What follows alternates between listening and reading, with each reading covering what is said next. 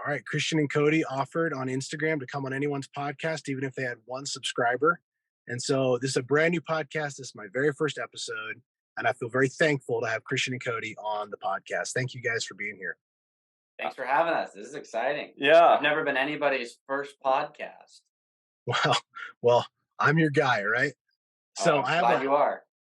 I have a very different market, I'm sure, than you guys do. So why don't you introduce yourself to the listeners? Kind of who is Christian, who is Cody? What are you guys about? Yeah, well, we always have Cody go first, so I'm just going to switch it up, and I'm going to try doing my story first this time. Can we do that? Okay. Do it. Cool. So I started doing the traditional 9 to 5 thing. So I went to college, got my degree in business management operations. I got a first job selling pet food, got a second job selling apparel, wanted to get in real estate the entire time, and finally started working for the CoStar Group. The idea was working for apartments.com, LoopNet, CoStar, that I'm going to be around all these real estate people. It's going to help me get into real estate. The problem was, while I made a lot of money, I didn't actually buy real estate in that time. I was just in real estate, which is how I learned if you want to buy real estate, you need to just go buy real estate. So COVID hit. I was like, I got to get out of this job. I need to start actually buying investments. Bought a duplex, bought a second duplex, ran out of money, and had to start learning how to play the game without money, which segues into Cody's story because he skipped all of those steps starting at age 19. Yeah, and it was at the point of Christian buying a second duplex that we really met. I showed him the duplex to buy. It was right next to a sixplex, and so I got started. I was 19 years old. This is 2019, and I got licensed as a real estate agent. Someone random on the internet told me to get my real estate license and drop out of college. So I did what any rational teenager would do, and I did that. And left college, got my license, 6 months of sales, made no money. 3 months after the 6 months, and I bought a 12plex, zero money down. 9 months after that, bought another 12plex. 9 months after that, bought a 6. And that introduced me to Christian because I met him at the office eventually at that point in time and told him to buy the neighboring property to my 6. And that's where we really started to partner. And over the last 2 years, wow, only 2 years, we've bought 110 apartments and a resort together. Oh, wow. So I think the last update I saw of you guys, you had some like 80 or 81 units and you're up to 110, did you say?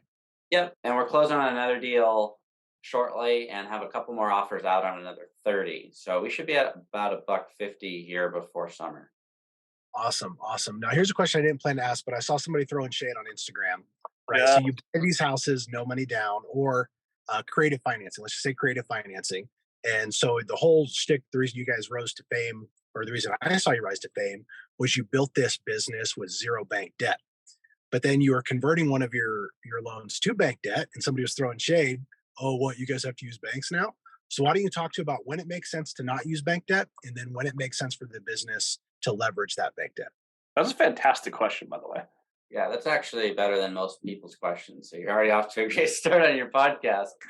We've never been asked that. In the beginning, if you don't have any qualifications, you have to do what you can to get started. And when I got started, I got private money, which seller financing is all negotiable. In the beginning, I didn't know what I didn't know. And so the debt that I got was more expensive than everyone else in the market in the beginning. And that's fine. It got me into deals. But I've gotten the value up. When I went in, I bought properties that I could get the value up. I'm not very good at a lot of things, but I do understand math. And I looked at these assets and I knew I could get the net income up. And so my thought process was, if I get the NOI up, the value goes up, one day I can pull money out and be liquid because I've never had any money. We're absolutely still buying deals seller financed. The 30 units we're working on, the 12plex we're doing right now, it's all seller financed. Working on a 50 unit that would be potentially seller financed. But right now we're doing some bank loans because we're pulling liquidity out of the portfolio. We're very low leverage. We've got some assets that are sub 50%. I've got an asset where 650, where I only owe 280. So pulling a little bit of money out so that we just have general liquidity, because that's something as a 23-year-old now I've never had and would honestly be really nice to have. And there's one more piece to this too. When you're doing seller finance deals, now we have in the portfolio, there are deals, Cody's first deal, where Keep going. with Cody's first deal, where we had the that is 30-year fully amortized debt. However, traditionally, you're going to have some balloon on it, which you're going to be exiting that original seller finance debt no matter what. Some of them are 5-year, 10-year, 15-year debts. However, when you hit that balloon, your options are you have to pay it all off, you have to refinance, or you lose the asset. So bank debt is a pretty normal piece to the seller finance cycle. Now, I actually got some of the questions. Looks like he might have dropped out due to internet, but that's okay. And he's back. We've got Dave. Hey, Dave. All right. Well, question number 2. What market are you most excited about, Christian? I'm most excited about Grant County, Washington. That's where most of our portfolio is, and we absolutely love it. We actually just got some new announcements there. Yeah, there's a hydrogen-powered plane that just took off in Moses Lake, so super exciting. When it comes down to picking a market, regardless of which market you want to be in, pick one and stick to it. We set out our principles, so when we look at a market, we make sure population's going up. There's pride of ownership, people take care of their stuff, and just overall incomes have been going up to track with the rising cost of goods and everything. So we picked Moses Lake, and by we, I mean me, and I got him on board. And we've just been all out in that market. Once you pick an area, the best way to become a master of real estate in that market is to just own that market, buy up everything. And then once you're a player, 200-300 units, move to the next market. Perfect. Dave, I see you're back in here. Did you re-enter the chat? If not, we'll continue to do your podcast with or without you. All right, let's see. I hope this records all the way. This will be fun. This will be a hilarious first video, and I will boost I'll daylights out of I'll boost this out more than any other podcast. What products do you focus your investments on and why? I'm going to guess he's talking about asset classes. Okay, let's talk asset class.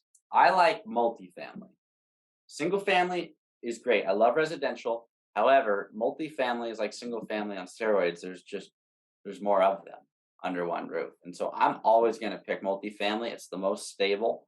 Retail, we'll see if it lasts the test of time. I'm not 100% sure that it will, but we're looking at buying some mixed use buildings that could house our tenants up above and apartments up above and then house some of our companies down below.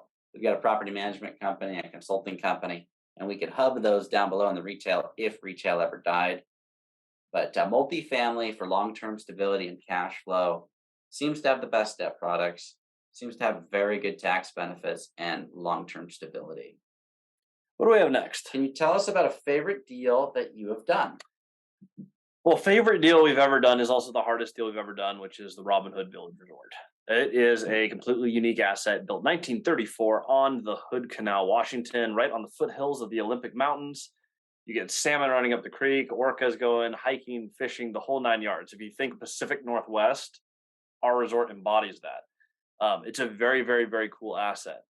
The difficult piece is that it's, one, the most expensive deal we've done. And so there's more debt, more moving parts, and it comes with, employees. I think we started with 8 or 9 employees, lost a few of them, let go of a few, had a few leave, have a few more leaving, added new people. The people management, people are always going to be the most, or I should say the least predictable piece of your business. Variables are difficult to deal with. When you have a bunch of people, you have to build a new skill set. And so we pushed really hard for that. And it's my favorite and most difficult deal we've ever done. Absolutely. For those who are getting started, Christian, what would you recommend that they prioritize as far as just getting into the investment space? For myself, I would map out your goals, number one. And then once you've mapped out your goals, we have a little circle drill. You map out where you're coming from, where you're going, and what changes when you get there. In essence, if you can learn how to communicate that in the simplest way possible, you're going to be able to connect with others, relate to people that have done what you want to do, and get to the next level. What are your thoughts on that? Well, first of all, I completely agree. Second of all, the one thing, if anyone's getting started, they're trying to get the mindset, they're trying to do anything to figure out how to play the game. The biggest piece for anyone is you just have to get in and actually buy real estate. It doesn't matter if it's a duplex, if it's a 30-plex, if it's a 100-plex. Yep. Though I don't recommend starting with 100. Let's say up to 50 for your first deal. The most important piece of any deal is buying a deal that moves you forward and buying it on long-term cash flowing fixed rate debt. Now, let's swap over because we're talking about Empower Good. It's the name of the podcast. First question that we have for Empower Good. What has this meant for you and your family? Hey, we got Dave I back. got a Dave. How's it going? Hey, Dave, we've been rolling. You guys are rock stars. Hey, the show must go on. It's your first podcast. You're gonna love. You guys are rock stars. You know, I'm gonna have to send you guys a payment for hosting my own podcast. You're gonna love this. We are going through all your questions, and we're gonna boost the heck out of this. This is gonna go viral. This is my favorite podcast we've done. You asked a great question, and then we got to interview ourselves. This is fantastic. Right? It's a self-serve podcast. No, I've been hearing it all the time. So you're about to talk about Empower Good. Tell the listeners what you guys are into. Well, that's the topic for the podcast, to empower good upon others. What has this meant for you and your family? Well, yeah. So let's start with what the real estate investment did for our family, and then we can transition into what it's done for other people, because that is equally, if not more, rewarding. But for my family, my original goal was I wanted to retire my wife. Our school districts here got politically really weird, which I don't care if you're right or left. You don't want heavy politics in schools or churches. Or really, I mean, there's places where politics don't belong, and they were really heavy.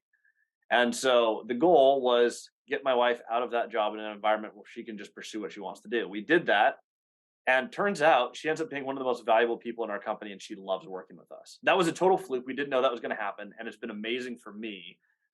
For my life now, I get to work alongside my wife every single day, as well as working with my best friend, which has been the most incredible adventure I've been on. And it's cool because our friendship has gotten stronger, and then my friendship with his wife, like it's just like it's a trio now, not a duo, which is really cool because I like 3 better than 2. Yes, 2 of us are a little bit closer than one of them, but well, I hope so. We won't tell your wife that you and Cody are so close, right? The trio still leans a little bit one-sided. However, yeah, it is really fun having this core group of 3 people that get to do business together from the same location. It's awesome. Cody moved 2 blocks down from me, so we literally we basically live together. We work together every day. It has been fantastic. And your original goal was retiring your mom, which you're going to be doing here within the next 12 months. Yep. So I'm buying a condo for my mom, waterfront, Point Ruston, and I'm super stoked to be able to do that. She'll get to live there forever. It's got a amazing view. It's walkable to just about everything, close to the rest of her family. And it's got a elevator, so single level. She can live there literally forever. So super stoked to be able to do that. Going to convert her house into a duplex. That'll bring in about $5,000 a month in net, or in gross income, $4,000 a month in net income, and her mortgage is $3,000. I'll work on getting that paid off for her, and she'll just have her $50,000 a year in passive income and be retired. Good for you, man. That's really great. Super stoked. It's been 3 years and 4 years in the making. And then the other big piece for empowering good, the fun thing is what we do is provide housing for others, and we get to do a lot for other people within that.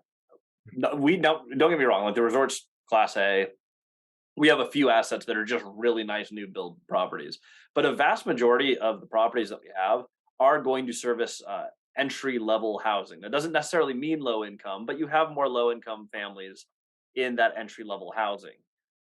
What we want to do is provide a above average value for below average pricing. Glad you didn't get that backwards. I almost average did. Price for below average or quality. Well, and to be fair, that is a lot of what we purchased. We purchased a lot of properties that were above average price for below average value. And so how do you go in and provide, you have cost constraints, like real difficult cap on price, because a lot of people can only afford so much rent. And so making the decisions of when we buy a property that has not seen any love for a lot of years. LVP floors. Yep. New countertops. Like we're going to stone. Working on mini splits. New windows. Guys, that's exactly. Some of those don't cost a lot. Go ahead. No, that's exactly what my wife and I are passionate about doing. So the podcast is Empower Good, but the parent company is Stepping Stones Investment Properties, because it's number one, the stepping stone that's helped us to live a better life, right? And to bring ourselves up. But secondly, we like to think that we take those nasty houses, right? In the maybe not target neighborhoods, and provide a really clean place that people you want to come over for coffee, and they're proud to have somebody into their house. So putting in the brand new LVP flooring, painting out the cabinets or putting in brand new ones if you can't salvage them, doing the brand new Delta mixers on your shower, brand new kitchen sink, which is all nice and shiny. We waterproof all the showers, put in the tile, and we just we want people to be proud of where they live. And we realize, for all the seasoned investors, they're saying, people are going to beat the junk out of your product. Well, And yeah, they I'm sure do. that'll happen once or twice, but it's worth it to us to give people something that they're proud of. And, and some people, I mean, there's enough shade in this business about just Mhm. making money off people living in your spaces. I can truly say we own some of the nicer stuff in Moses Lake for the age of what it is. We go in and everything is new when we turn these apartments. Yeah. Like I just went through and redid all the electrical panels, all of the heat source, all the wiring for that, because all the old wires had melted. It's just Wow. stuff people don't see or appreciate, but we do it anyways. Because once it's done, it's done. And Right. yes, sacrifice profits, absolutely. To do it for all three buildings, just for that, it was like $65,000. The funny thing is, though, like we do it because we want to make a space that is great to live in. Like a lot of the decisions we make is like, can we afford this? Barely. Is it the right thing to do? Yes. Okay, then let's go do it. Yep. But the result has been we don't get a lot of turnover. We get really Right. stable rents. People are happy to live there, and ultimately, you end up making more money in the long run just doing the right thing. That's not why we did the right thing, but that is the reward for when you go repair these things instead of just rotting and losing value. They stay nice. People love to live there. Income goes up with the market over time, and Right. it's the best thing to do for everyone. And you get rewarded, just not today. You have to kick that reward down the road a little bit. And what's your two rules for real estate investing? You guys say, how do you buy it? Figure out how to buy it. And secondly, how do you not lose it? Well, Yep. if you have a depreciating property because you never maintained it, you're going to lose it, right? So Hmm. you're fireproofing it on the front side to make sure that it does last you a lifetime and that it's something that you guys don't end up losing because you lost all your tenants because you did a fast remodel and you didn't fix the stuff that mattered. Hmm. Absolutely. One day Yeah. we're gonna have to go through and do plumbing. I mean, I just did all the electrical stuff on my 12-plex, but plumbing is gonna be another oodle of money. It's gonna be a lot of money to do three, Yeah. fourplex. But when it's done, it's done.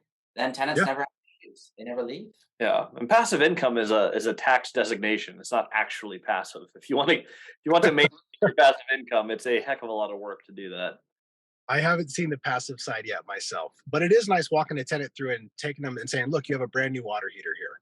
Look at your shower. Look at your bathroom. Look at your kitchen." And you show them this stuff, and you see that they're excited about you provided a quality place for them to live, not another piece of junk in the neighborhood. So good for you guys. That's awesome.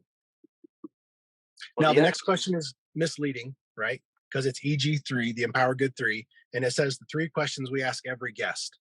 Well, if I ask you, that's every guest, right? So facts. technically, technically it's true. Here Question we number are. one: What are you reading right now?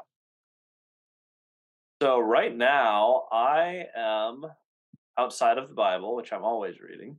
Mhm. I'm going back through one of Cardone's books. I'm going through all the closes from the what is it called? The Closer's Handbook. Those are survival guide. Survival Guide. That's it. Handbook didn't feel right.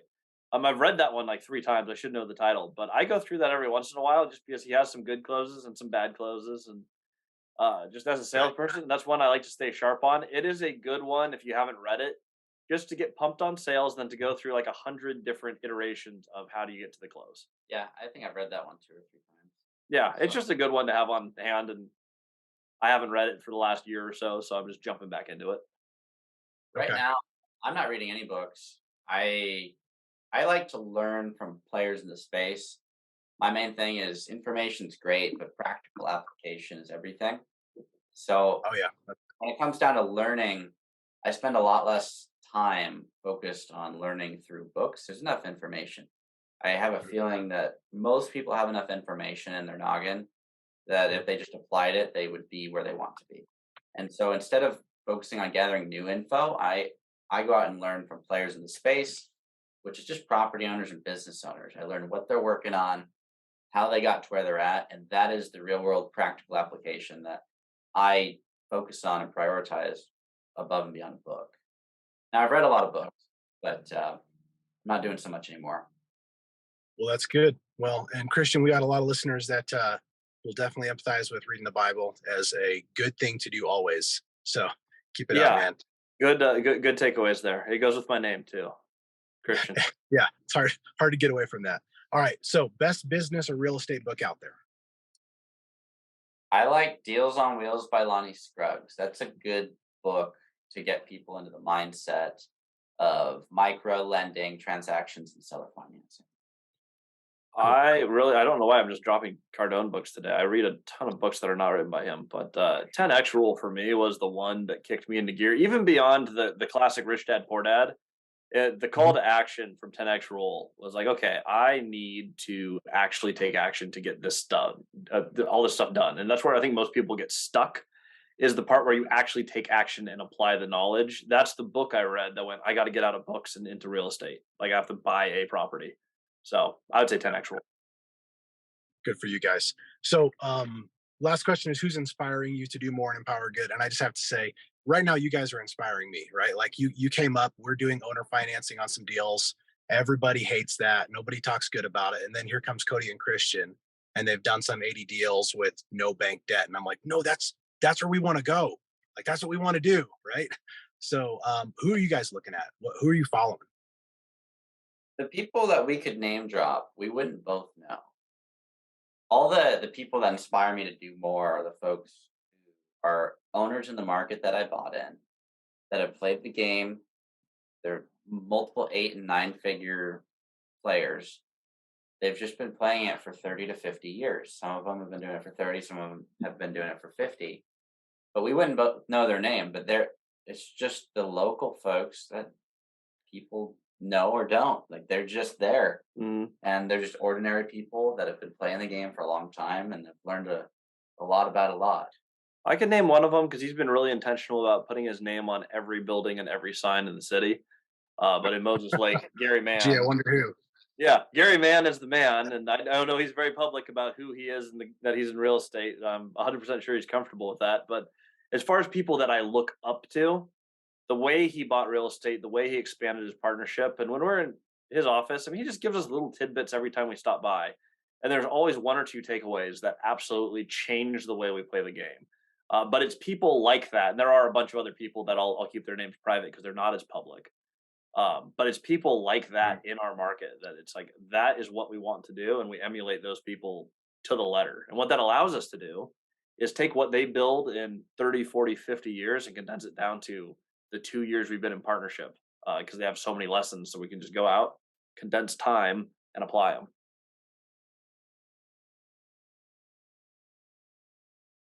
Cool. And now you're sideways, Dave.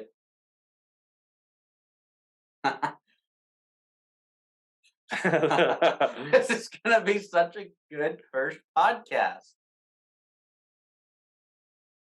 You can't ever let them know your next move. There we go. He's back off mute. Guys, I'm telling you, this is the call of a lifetime. All right, last thing, and I'll let you guys go. I watch all your YouTube videos, so we're following you online. Whose office are we in? And tell us about the sword. We're in Christian's house. This is Mr. Piggy. And the sword. I'm referring to Christian. No, thank you. No, the sword is. So I actually had a client who was in my office back when I had an office in Tacoma, and I have Aragorn's sword as one of my too many tattoos on my sleeve. And he comes in and goes, I have that sword. I'm trying to get rid of my swords. He just has a whole bunch of swords. So he gave that to me. And I've still not had the heart to tell him that is Gandalf's sword. He has no idea. So, Jason, if you're watching this, I'm sorry. We'll send it to Jason. This is a good podcast. He's going to find this one. But yeah, that's it's the wrong sword, but I love it. And it goes into all of our videos now. Well, Cody and Christian, thank you guys for being on the podcast. You guys are awesome. Thanks for keeping it rolling, even when I had no idea what I'm doing on this side. Well, that made this better. This is the most entertained I've been in a podcast in probably ever. Yeah, I'm usually falling asleep. Well, I feel honored. Thank you guys. You bet. Send us the link. We'll make it happen.